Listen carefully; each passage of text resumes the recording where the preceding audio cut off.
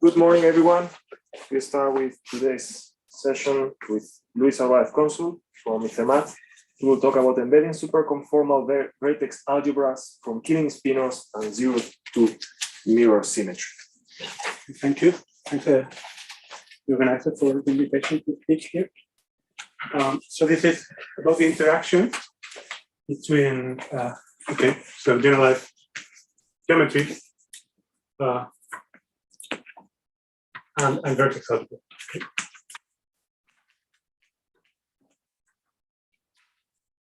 Okay. So, Yeah, once you click can it work? Yeah, no, once you click it works. Okay. So actually, it will be will be everywhere. But I want to so the interaction is between these four topics, if you want. But actually, I will start with some basic example without super. So, in this case,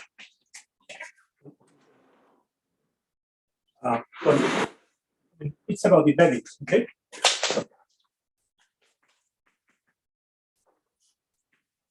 Embeddings of conformal algebras or superconformal algebras in different kinds of affine Cauchy algebras or current algebras are actually on the right framework is vertex. So I will start with this basic example where you have the vector disk or the circle if you want.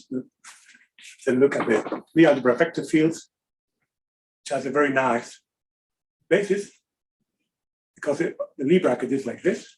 Then the Breslau algebra is the unique non-split central extension where you have this new term proportional to some central variable from a variable C, which commutes everything. And actually, you want to fix the value, so you localize the central chart to some number C in the universal Bell algebra.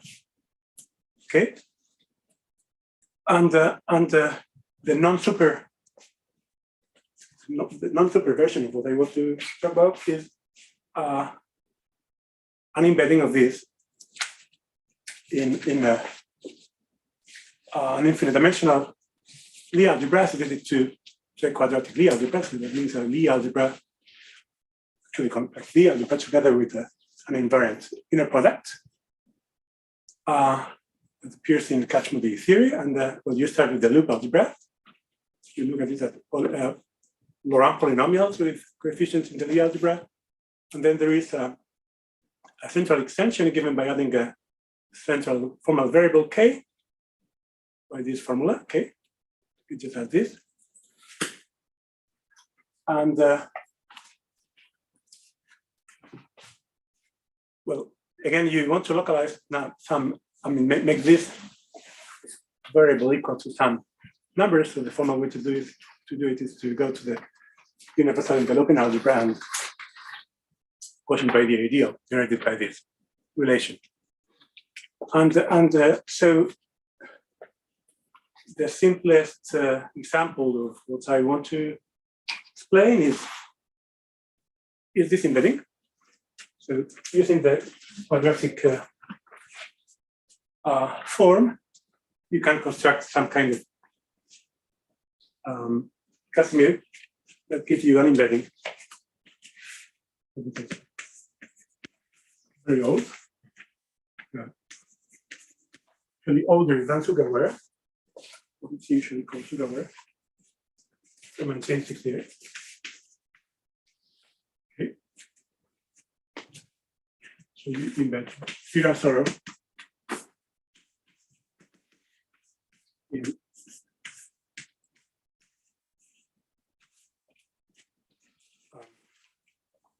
this affine Lie algebra.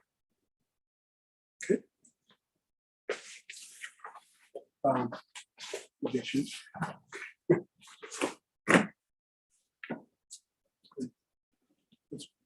Oh yeah.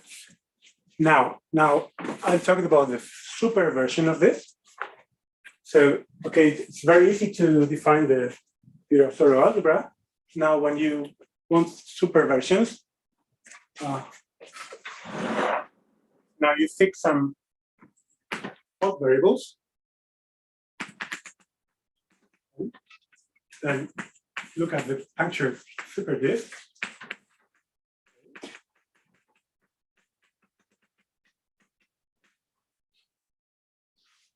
It's a super spec. And well, there are many algebras you can look, but the ones I want to talk about preserve this one form, okay, up to functions, okay? So for each n, you have one of these Lie superalgebras. This notation comes from Catch paper on the classification of simple superalgebras, simple Lie algebras. So this is one of, I mean, this is a long list, simple ones, and this appears there.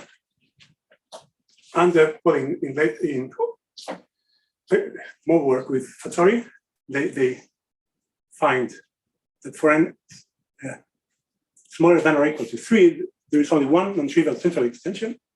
Okay. For n equals 4, it's a bit more difficult to explain. I mean, it's not simple, so you have to take the derived Lie algebra. Then there are two independent central extensions, there are two central charges, and there is nothing, no central extension for n greater than or equal to 5. So we'll focus in n equals 1 and 2.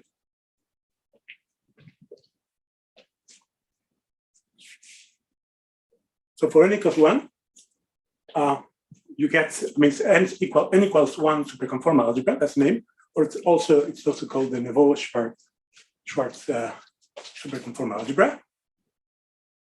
And well, if you write a nice basis for this, you get these commutation relations. Okay, so the first list, the first line corresponds to the Virasoro, and then you got these other supercommutators. Now, returning to the problem of embedding,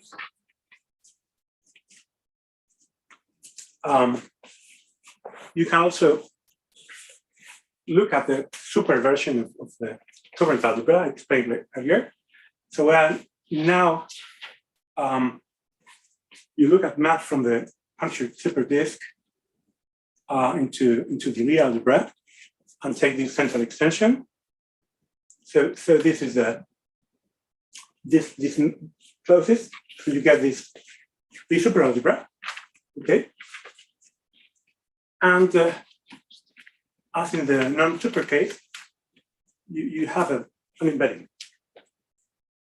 Okay. So this is a Catch-Tudor construction. Here.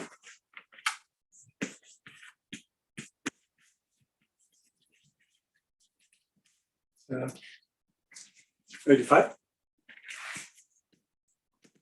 Okay, so now you embed one supersymmetry.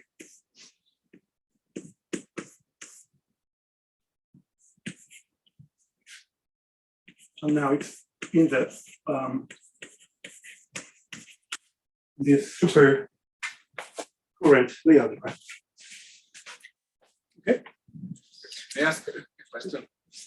Sorry, it's actually two questions. So first, you mentioned an embedding of the, well, let's say in the non-super case, yeah, of the punctured disk, the complex plane, into the Lie algebra vector field of the punctured disk, actually a central extension of that Lie algebra. Yeah. Okay, that's into the quadratic Lie algebra. Into the universal enveloping algebra of the Catch-Moody algebra associated to that Lie algebra, which is, you can think as maps from the punctured disk into the Lie algebra. Okay. So the embedding is in the category of what? Of Lie algebras? Or? Embedding is in the category of associative algebras, because you take the universal enveloping algebra. So this is what appears in the theorem, right? Yeah. Yeah. Okay. That's the theorem. Okay. This is more than that, but this is the simplified version. Okay. This is helpful. Thank you. I mean, Sugawara and Catch-Tudor is more. When your Lie algebra is abelian or simple, you get even more than this. But I'm not going to talk about that. Did you define G super? I'm sorry. Maybe not. The other way around. Okay. Here. Okay, sorry. Well, it's with a hat, but actually when you look, well, you forget the hat in the relation where you talk about.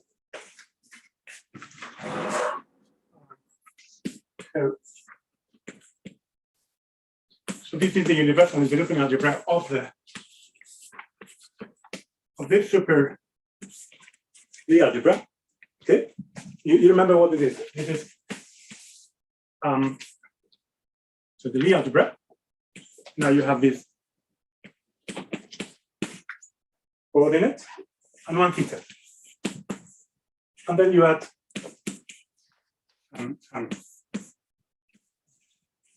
So there's one theta because you're trying to embed K11. yes, Okay. exactly. Later I will want actually two, so there will be a theta 1 and theta 2. Okay. And of course you now here you localize it at some level. Okay.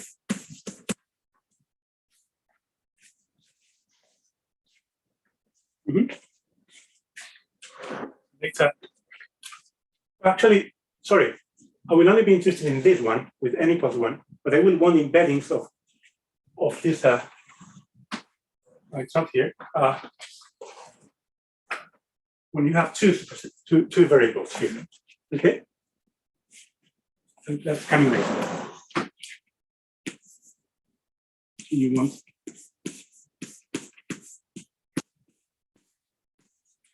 The main question is this: when you can do this. And that G super is still with only It's the same one. I see.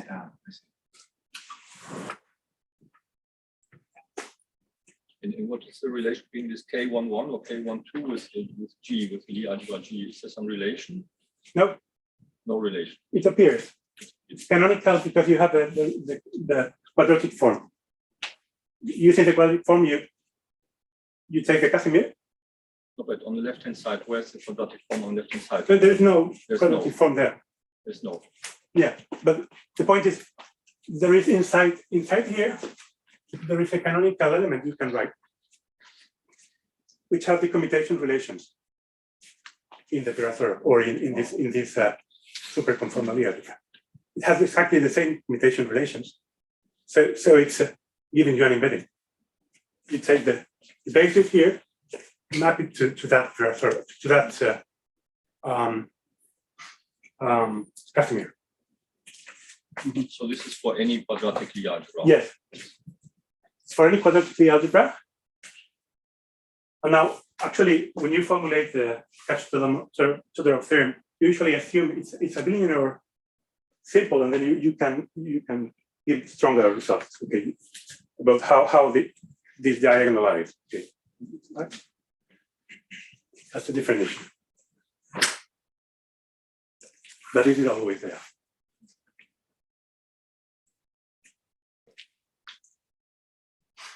Okay. I was going too fast. I mean, I was talking about this when I hadn't talked about what happens. No. It's here. Okay. This is what I mentioned earlier. This is the formal theorem I was saying. Okay. So this is Neveu-Schwarz.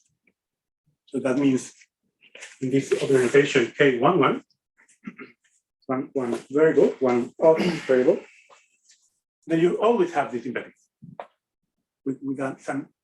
I mean, assuming this number, I mean, you can invert this number. Okay, the level plus the Coxeter number.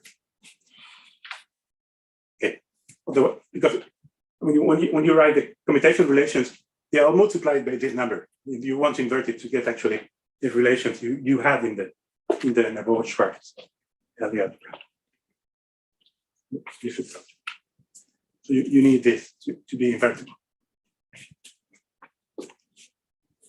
So the problem in this talk is to obtain similar, as I said, similar embeddings for two odd variables. So this is called n equals 2 superconformal Lie algebra. It's a long name, that's the usual name.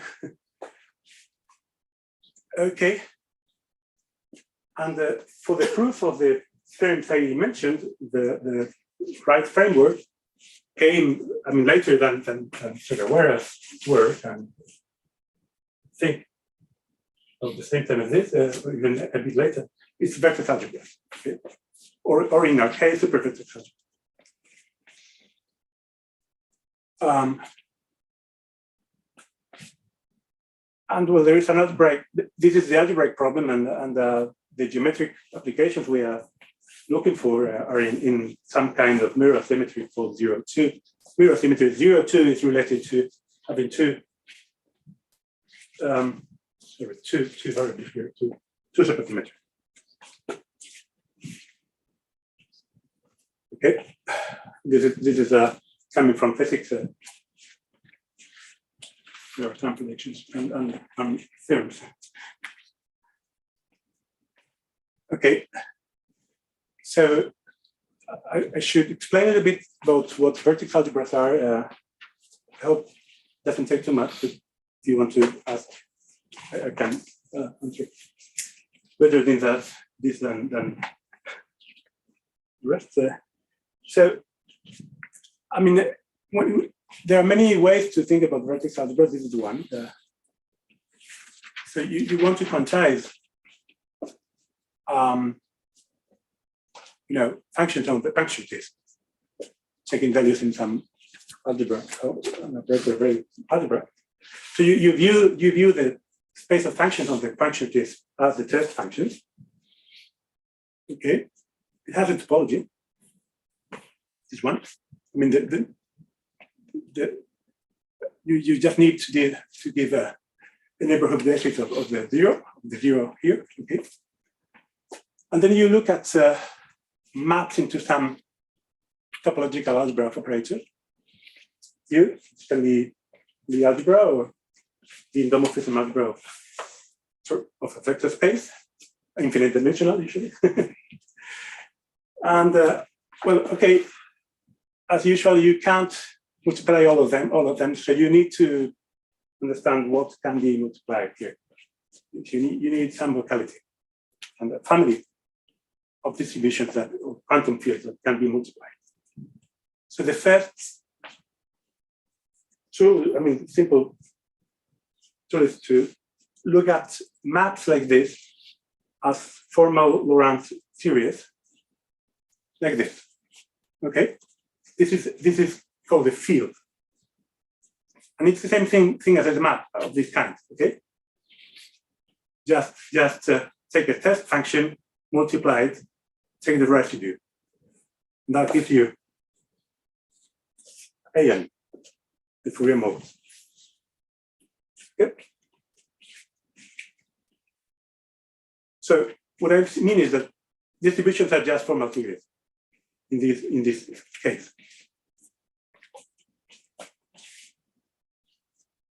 And I want to explain it. Stop for a while talking about locality, just because this may be the part of vertex algebra that is more confusing and clarifies a lot. There are different ways of defining it, and they are all equivalent. So if you have two formal distributions, A, Z, and B, I change the variable to W, so that actually I can take the commutator, which will actually now be it will be a formal Laurent series, two variables. I mean, if they have the same variable, then you can't do that. And then a way to say this is local is that there is a polynomial where you only invert along the axis and the diagonal, and this P, such that if you expand this polynomial in the domain where Z is greater than W, or in the other domain where W is greater than Z, then you get two elements here, and the locality means that this is just a difference. Okay, So it's very intuitive in this point of view. It's sort of clear. Maybe this helps. You have formal Laurent series, and if you are here, okay, then there are two ways to go. I mean, if you have something like z minus w, and just right like this, and now you expand this, assuming w is lower than z. This is formal, okay, but this is what I mean. Okay. Actually, the delta function appears as a difference of this expansion of this in one domain and the other. Okay, the delta distribution. And the calculus of formal distributions is based on, well, okay, maybe I can say, so the point is that this diagram tells you this is local. It's not, it doesn't commute, and the non-commutative is what tells you. I mean, if there is such a P, then still you call it local. Could be worse than that. No? And the point, or one of the main lemmas, maybe, is that two formal distributions are local if and only if they're different, or the decommutator is just given by derivatives of this delta distribution I said. Okay, find a number of them. And, physicists and many mathematicians usually just write this as an OP, greater product expansion. Reason is this delta is obtained from this. Okay. In the blue equation, where's P? This one? No P. I mean, the existence of a P. Yeah. I mean, you can get the P from these coefficients. Okay. There's a formula telling you what this P is, or the other way around. Yeah. I mean, the formula using residues. Okay. And in more formal language, catch students and collaborators usually use lambda brackets for this, okay, for this OP. But it's the same thing, okay? You just replace this by this. Why is it natural to assume that U is a Lie algebra? Well, it could be, no, actually, this theory has also been done for algebras with with less structure than this. Yes, by a catch and but in application, the application we want, it will be a Lie algebra. I mean, it's actually usually it's the endomorphism algebra of the vector space. in the case of vertex algebras, so it's even more than that. But this part works in more generality. Okay, so you can read this book, which is not for beginners. it's a joke,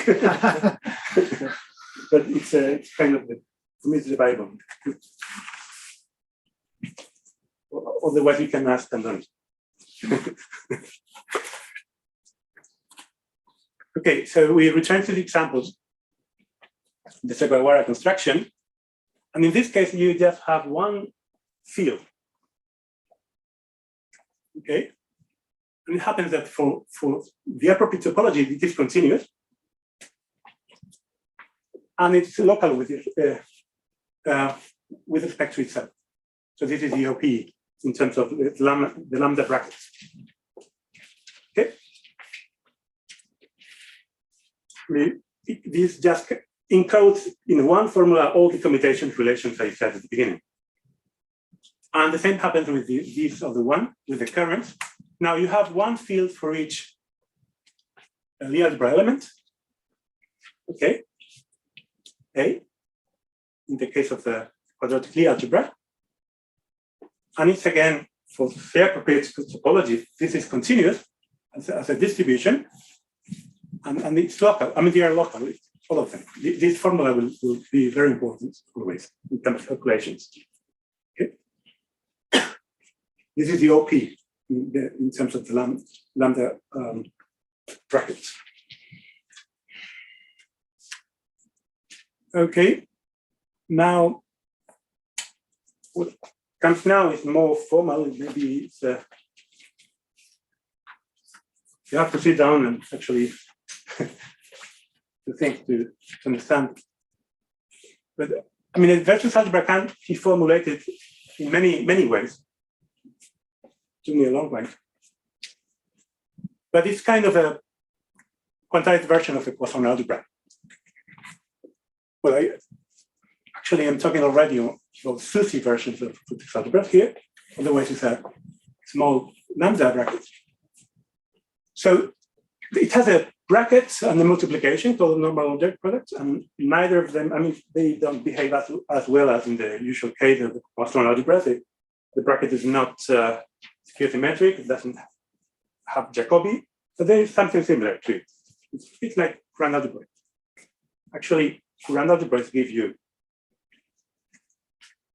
this bracket in time. They generate, okay? Not all of them, they do. And the multiplication is not commutative, it's not associative, but okay, there are some axioms you can use to compute.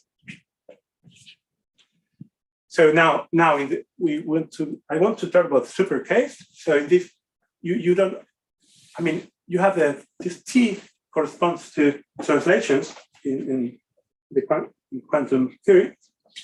And in the super case, you also want some square root of this, no? Of this momentum. And when you take the Fourier transform, that means computing the lambda bracket, you also need this parameter algebra, associative algebra, where now we have this other relation. So chi is odd and satisfies this condition. I mean, this comes from the fact that you want to preserve this one form I said at the beginning. Okay? Otherwise, if there is you don't want to preserve anything, it's much easier. I mean, chi squared will be 0. Which complicates a bit things. And now, SUSY vertex algebra has an underlying structure which corresponds to the lambda bracket. So it's a module, it's actually Z2 graded module, R. Okay. And now you have this bracket which doesn't take values in R, but it's polynomials in these variables, chi and lambda. Okay, so there are actually, this is the OP. You're saying what the OP is, the operator product expansion. And some axioms that are not as good as in the algebra. Okay. So you see, it's not completely skewed symmetric. There is something funny. And Jacobi is a bit different too.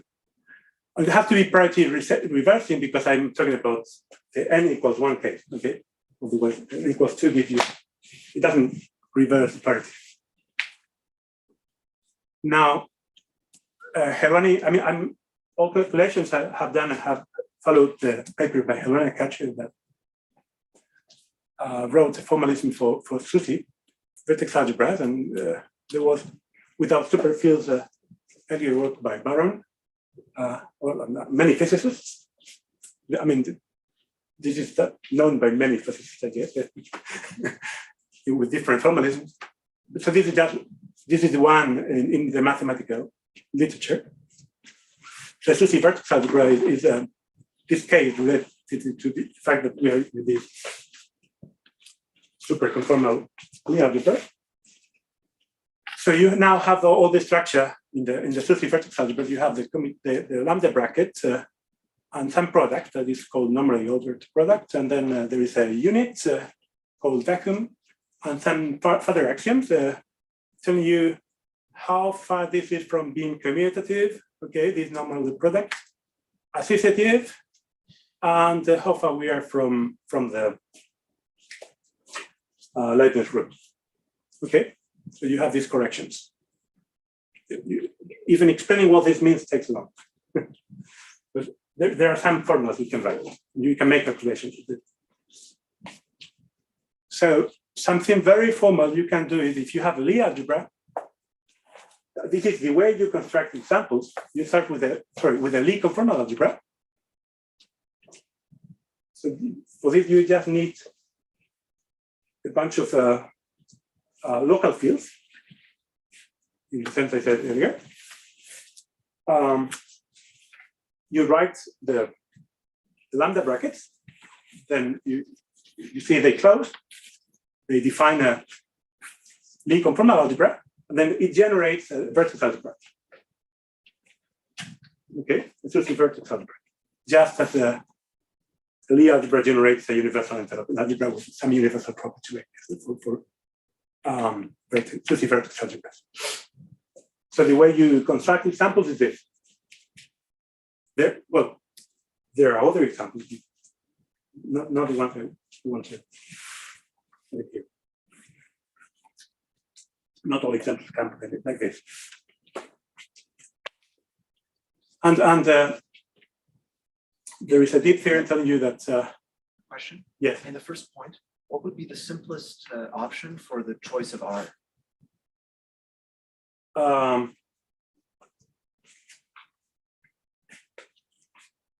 Would be, I guess, sorry.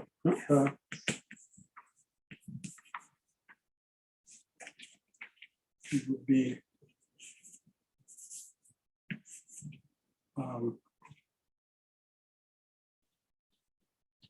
let's see. You take the universal enveloping algebra. It's not.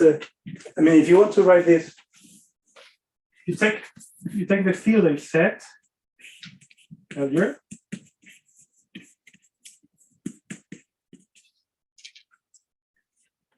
And look at the universal enveloping algebra of the Sorrow, then you look at the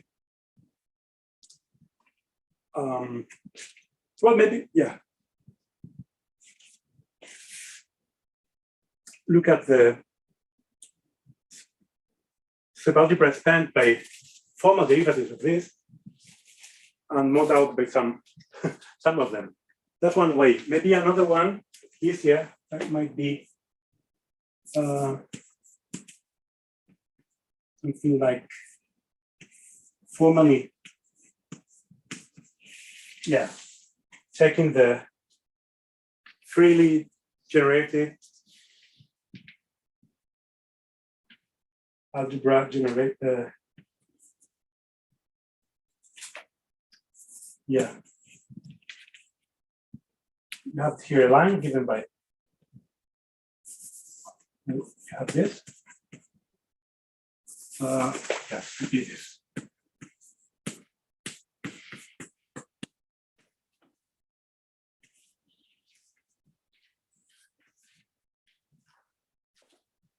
So you take formal derivatives of this. Mm-hmm.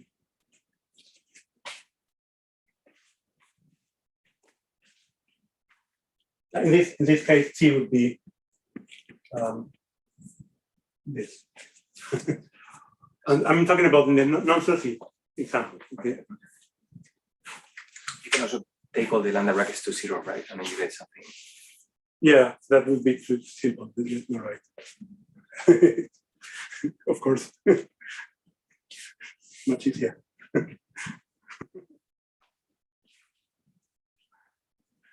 Okay. So you have this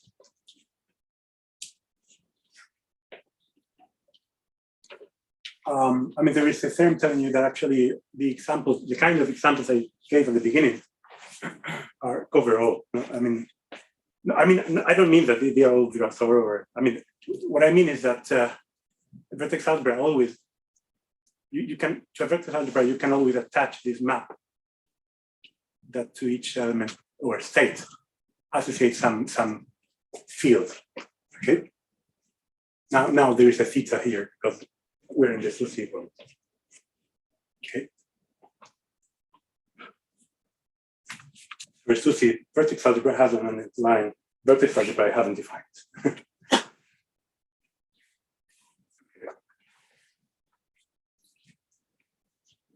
I will go very quickly through some examples.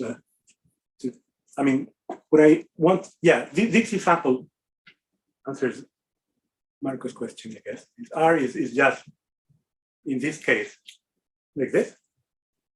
This is a SUSY version of what I wrote here. So this is the non-SUSY version of this H, which had the two generators, S and T, and the squared was T. And these brackets, these non-zero lambda brackets. So if you give this, that's enough to actually construct a Lie conformal algebra. And then there is some formal distribution calculus you can use to obtain the Neveu-Schwarz relations. What I mean is the superfield formalism is very, very effective in computations because all of this is encoded here. So in the second example, it's not an example, it's a big theory. It's the Cairo-Dirac complex. So in this case, to each open subset of manifold, you attach a Lie conformal algebra given by, generated by functions, one forms and vector fields in two ways, and some lambda commutators, okay? This is not the way Malikov, Schumann, and Feinstein wrote it, but reading Song and mention matter, you can write it in a more coordinate independent way, like this.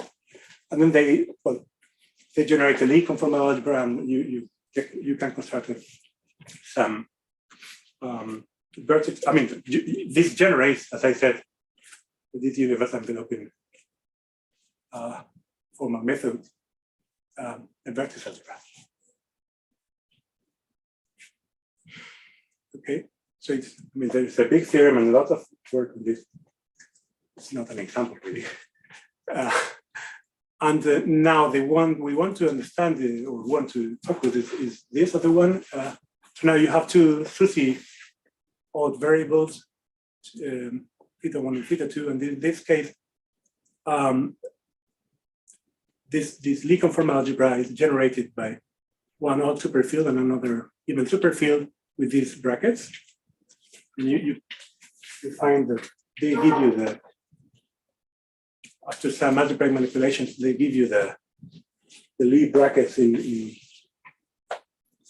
this super Lie algebra. In this calligraphic age with which we are tensoring, what is correct? Yeah, it was defined earlier. That means polynomials. Tensoring with H is given by two variables.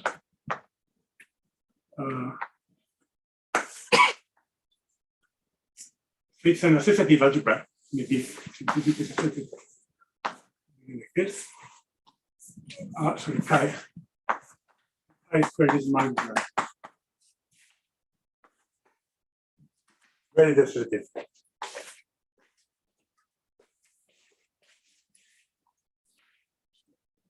And the fourth last sample is the super affine vertex algebra. I explained earlier, but in this language.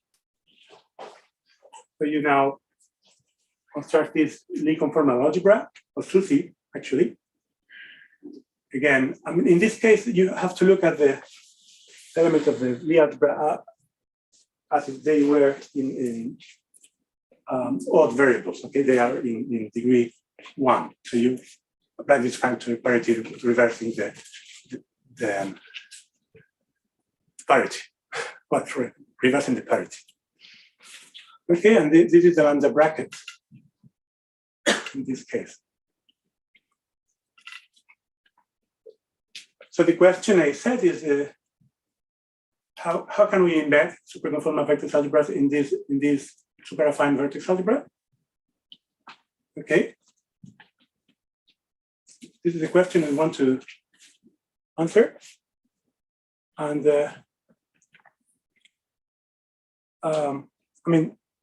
we will be inspired by work by physicists and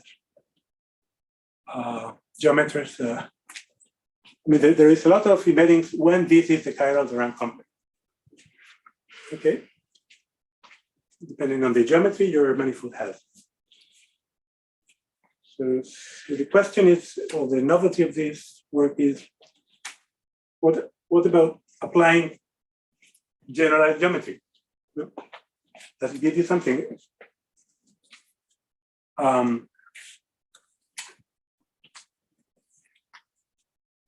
So now the main results come.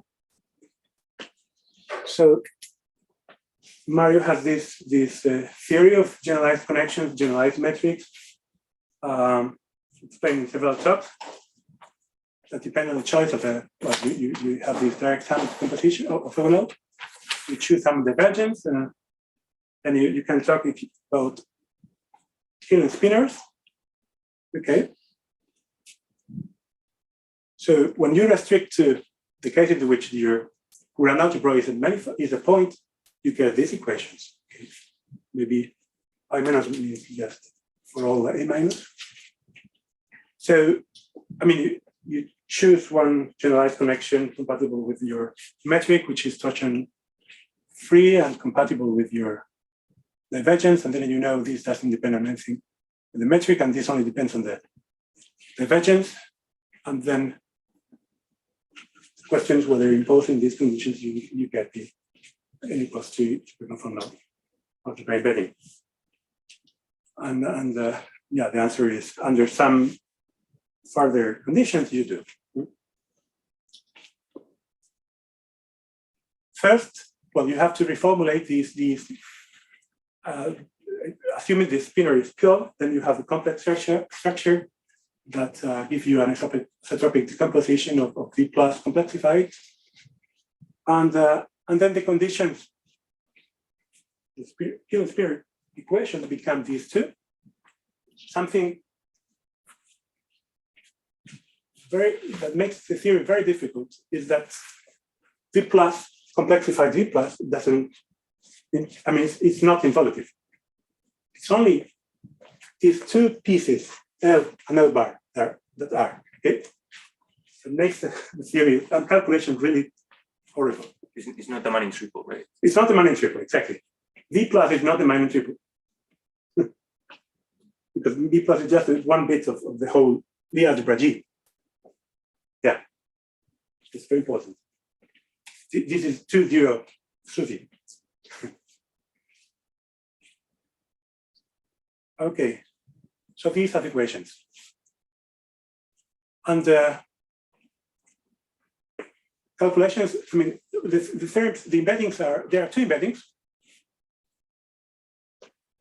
depending on some hypothesis. So fix your generalized metric. Assume it's this is even, and you have this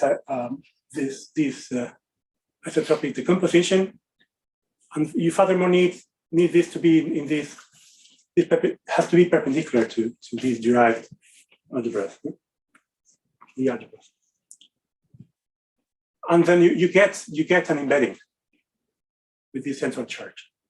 Okay, and the formulas are. Well, this one is not that bad, but this one, I mean, it took a few weeks for Andonic to explain them to us. Okay, so this is some formulas. So yeah, as Mario was saying, this is not the Manning triple. When it is, this we recover a construction by Gessler that imposes precisely this condition. So where is it? Oh, here, yes, star. And it's actually a very natural condition from the point of view of Courant algebra. And the second result is that well, you get this other embedding if the divergence is holomorphic. Well, now you deform your J and H, the generators of these are the generators of the superconformal Lie algebra. Okay, so again, even worse. Now we have 15 minutes for applications. Okay, so I would say this is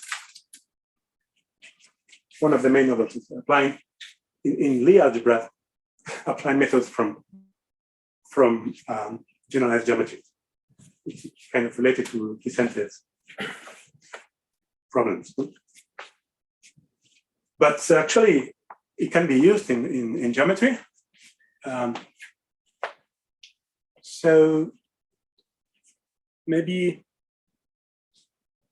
I can start saying that there is a geometric version of what I said about generating vertex algebras from Lie algebra, quadratic Lie algebras, where you replace your quadratic Lie algebra by a Grand algebroid, then you get a sheaf of vertex algebras. Okay, so this is written as a proposition in the paper of Helvani, Raimundo Helvani, and actually, I mean, it's very useful. I would say it's a theorem, and it's factorial. So you actually recover the chiral Dirac complex by looking at this Grand algebra. Okay, so well, the sketch is sort of what I said earlier, but over patches, you have to see that things flow together. And something very, something that doesn't generalize is that you have to, because here there was a K. You need it to be 2 with the normalizations you usually use. Okay, otherwise some axioms break. Okay.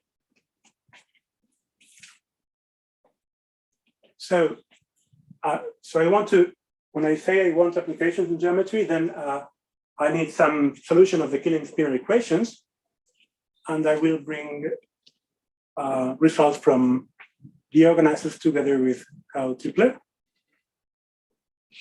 that have studied canonical metrics on homomorphic Grand algebraics. So there are not that many in dimension, complex dimension 2, but there is one that we can use. So remember, an SUN structure is given by a complex on N0 form on a positive on-one form with this normalization. And in the equation that I will put here, this form appears, okay? And actually it corresponds to the divergence. So you have these twisted Calabi-Yau equations defined by Mario, Roberto, Carlos, and Karl, okay, which generalized in the non-Kähler case Calabi-Yau equations. And they correspond to some solutions of the Killing-Spinor equation. So to make a link with what I had said earlier, we suppose now the manifold is an even dimensional compact Lie group. Then using what Mario, Roberto, and Karl taught, the Strominger-Hole theorem, which is what tells you that if your spinors are pure, then Killing-Spinor equations are the same as Hole-Strominger, or in this version, similar. You can obtain solutions of this Killing-Spinor equation. Okay.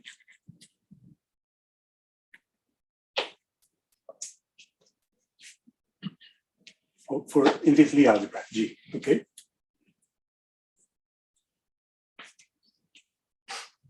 Now, well, Linshaw and Matai generalized the definition of the twisted, of the kernel Dirac complex by having these 3-form H, although they also prove that they are isomorphic. But okay, there is an isomorphism of sheaves of vertex algebras that doesn't come from the Lie algebroids. But we will use this, okay, this twisted chiral complex. And then using the previous theorem, you can, proposition, you can use solutions of the twisted Calabi-Yau equation to construct Killing spinors and then embed using the results I said earlier. You can embed them in the space of sections of the twisted chiral complex. Okay. So this is a two-step process. Now we go to an example. The theorem I said earlier by Mario, Carlos, Roberto, and Carl is the second it was the quaternionic Hopf surface. We go to one of those examples, look, seen as a group, okay? I didn't mention them. Yeah, sorry. I was saying I had mentioned this theorem. I mentioned it in my mind. Sorry. There is this theorem, but yeah, I think, Jeff, you talked about something similar. Yeah, sorry. So it was mentioned. So in complex dimension 2, there are these two kinds of solutions to the twisted Calabi-Yau equations, and we will focus in the second one. Okay. So it will be S3 times S1. We will because we want to apply what we know about groups and the algebra, see it as a C2 times a U1, some presentation, okay, with matrices. And now you fix some level telling you, the free form you would use. Or even the whole Calabi-Yau structure. Then this is reformulated maybe result from your paper. In complex coordinates, you have this Hopf surface, okay? Alpha and beta are the same in this case.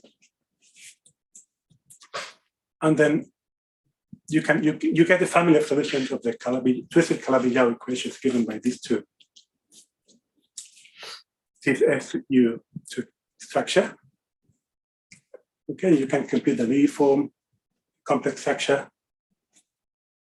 The proof, writing things very explicitly. In real terms, you get this Lie algebra, okay? This generalized metric. And the solution of the Killing spinor equations in these algebraic terms is just given by spanning this basis. And this satisfies, this divergence satisfies the conditions in the theorems. Okay. So now, you consider the family of these solutions. Then you get these embeddings, okay, these, as I said earlier, from n equals 2 superconformal algebra into sections of the twisted chiral theorem. You can apply T-duality, some T-duality, looking at K over SU2. And for each solution, using this theorem of Mario that tells you that Killing spinors are preserved by T-duality, obtain a new solution. You calculate what the solution is given by this. So this is actually the Eppler class, LX. So you exchange the Eppler class with a complex structure. Okay? And that isomorphism between the T-duality isomorphism between Courant algebraic actually induces because everything is functorial. Vertex algebra automorphism. And well, it has actually the right shape in Borisov's proposal for mirror symmetry, 0-2 mirror symmetry. Okay. So this is the mirror involution. This is a mirror involution. Yes, this phi, this psi. Yeah, that exchanges Eppler class and complex section. Mm-hmm. I mean, this gives you predictions on some, or well, it tells you that there. It gives you a homomorphism between equivariant chiral Dirac complexes. I will not go into that. Is this one or two T dualities? Sorry, for a T2 or for U1? S1? The group is U1. U1. Yeah, that's that.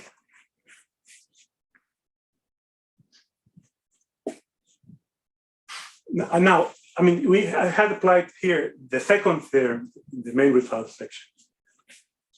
Like using the first theorem, you get this other embedding for n equals 4. Okay. I guess this comes from being quaternionic. No? This is happens, no?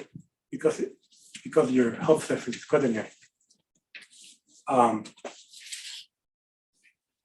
You have left invariant solutions of the Killing-Spinor equations on your Courant algebraic. Mm-hmm. And by that theorem, you get actually this n equals 4 super conformal the algebra embedding in the chiral.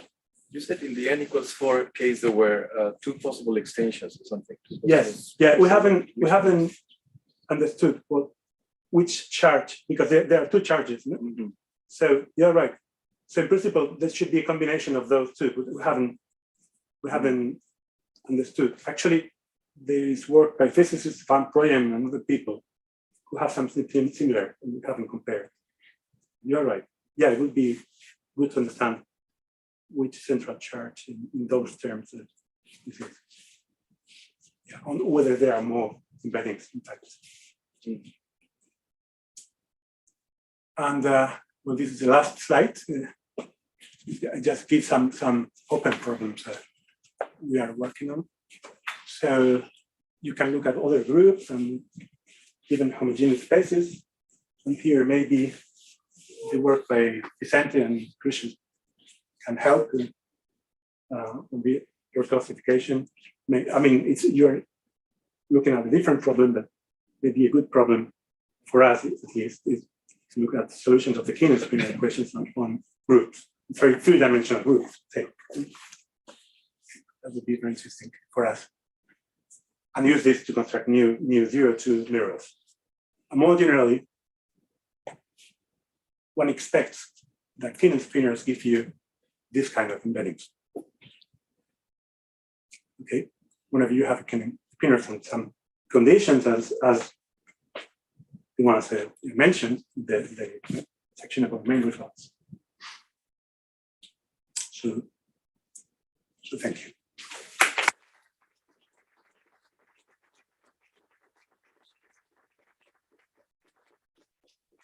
Okay, are there any questions? Probably a very naive question. So, but what is the motivation for wanting to look for such embeddings, for example? You mean in the algebraic case? Yeah, that's it. At least, I mean, one application, one motivation is the geometry. It helps you to compute the chiral Dirac complex, or even define some refined versions.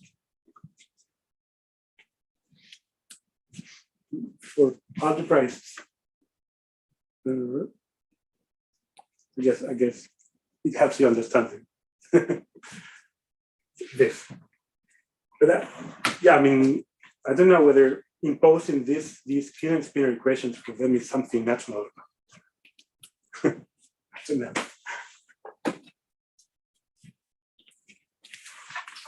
But in a way, the claim from physics is that when you have a Calabi-Yau or Killing spinors, right, that you should get a superconformal, a superconformal field theory, a quantum field theory, right?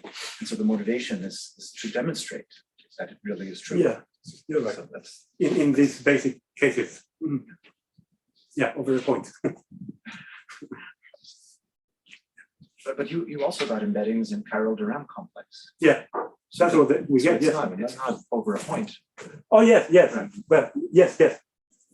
Sure. Because you were in a homogeneous space. Yes.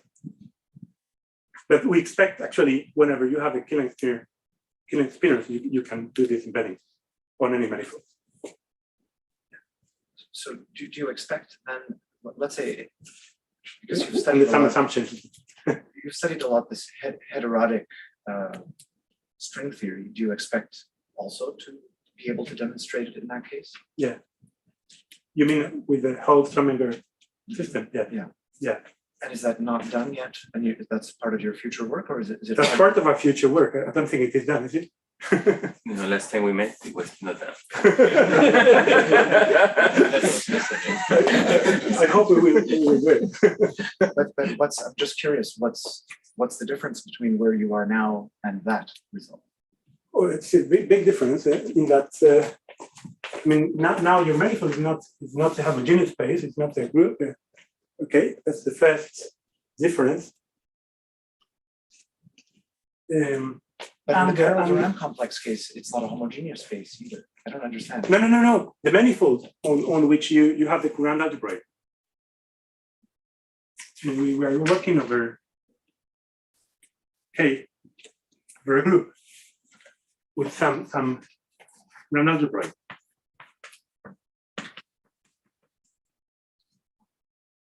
Suppose now you have a manifold, and you have some Courant algebra you like. You want the same. It's different. It's much, I mean, the computations are much more difficult because, I mean, there are new terms that don't vanish. There are derivative terms that don't vanish. Exactly. I see. As in Lie algebra and Courant algebra. Same problems. Make calculations quite more difficult. So you expect if you have a Killing spinor equation in this setup, I guess you call it just a whole Strominger, for instance, you expect under some circumstances on the divergence, you can actually embed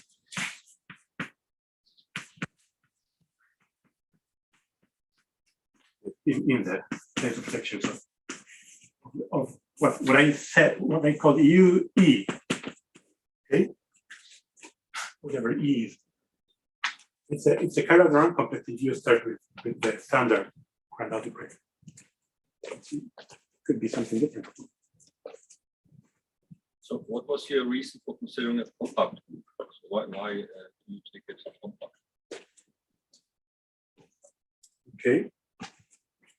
I mean, the result about the embedding, it doesn't depend on that. On the embedding at the algebra level. Yes, Okay. you construct some solutions of the Killing spinor equations. I mean, what I mean, say in the algebra case, it doesn't matter because you complexify everything. You don't care. But now, when you look for solutions,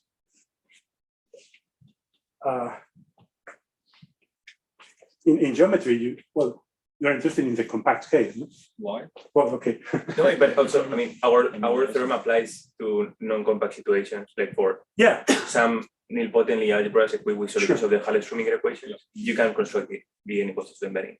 Yeah, because it's algebra. Scaling the homogeneous set, we can construct it. For complex groups as well.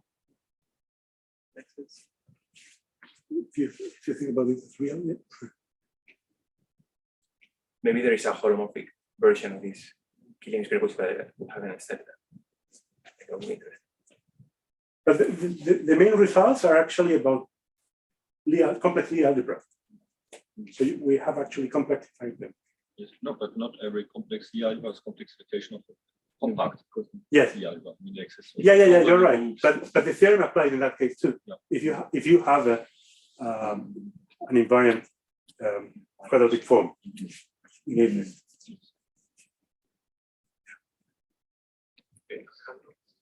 So is there a classical non-quantum version of this embedding?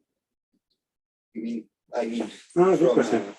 Poisson Poisson vertex algebra, algebra, yes. like a Poisson vertex algebra version of this. It would Classical give limit. some sort of symmetries. Yeah. Should be easier. No? In the case of the chiral-Durham complex, they say that courant algebroids are the classical. Oh, I see. Yeah. But the way you construct embedding, the J I guess it's the same. is always using the normally ordered product, which is a quantum Yeah. thing. But I guess if you start with the Grand algebroid, then you can, of course, construct a sheaf of Poisson vertex algebras. And I guess it would be interesting to understand which equations you need in this case where they're actually weaker than this. Yeah. What happens? More questions, comments? But let's thank Luis again.